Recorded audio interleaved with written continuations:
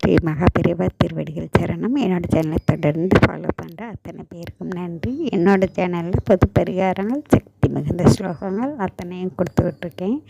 உங்களுக்கு ரொம்பவும் உபயோகமாக இருக்கும்னு நம்புகிறேன். இந்த பதிவில் நாம் பார்க்க போகிறது ஜென்ம பாவம் தீர, நம்மளை தொடர்ந்து வரக்கூடிய ஜென்ம கர்மா அப்படின்னு சொல்லலாங்க. அது தீர்வதற்கு நாம் இந்த ஜென்மத்தில் நாம் செய்ய வேண்டிய அத்தனை புண்ணிய விஷயங்களையும் செஞ்சோம் அப்படின்னாக்க இந்த ஜென்மத்திலே நம்மளுடைய தீய கர்மங்கள் அத்தனையும் கரைச்சிடலாம். நாம் மனித பிறவி எடுத்தது நம்மளுடைய கர்மாவை அனுபவிக்கத்தான். அந்த கர்மாவை நல்லபடியாக மற்றவர்களுக்கு நம்ம நல்லது செய்யணும். முடிந்தவரை யாருக்கும் தீங்கு செய்யாமல் நேர்மையான வழியில் நாம் நடந்துக்கிட்டு இருந்தாலே நம்மளை தொடர்ந்து வரக்கூடிய தீய கர்மாக்கள் அத்தனையும் இந்த ஜென்மத்தையும் நம்ம தீர்த்திடலாங்க.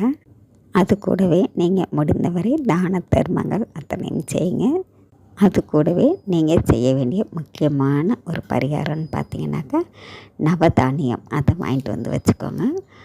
உங்கள் வீட்டுக்கு பக்கத்தில் புறாக்கள் இருந்தது அப்படின்னாக்கா, கோவிலில் கூட புறாக்கள்லாம் இருக்குங்க. கோவிலில் கூட எடுத்துக்கிட்டு போய் புறாக்களுக்கு நவதானியத்தை உங்கள் கையால் போடுங்க. இந்த நவதானியத்தை புறாக்கள் எடுத்துகிட்டு போய் சாப்பிட கண்டிப்பாங்க உங்களுடைய தொடர்ந்து வரக்கூடிய பாவங்கள், சாபங்கள், தீய கர்மாக்கள் அத்தனையும் கரைய ஆரம்பிக்கும். உங்களுக்கு கிடைக்கக்கூடிய புண்ணிய பலன்களும் உங்களுக்கு சேர்ந்தே கிடைக்கும். எளிமையான பரிகாரம் தான், ஆனாலும் சக்தி வாய்ந்த பரிகாரம். செஞ்சு தான் பாருங்கள். நாம் அடுத்த பதிவில் பார்க்கலாம். நன்றி.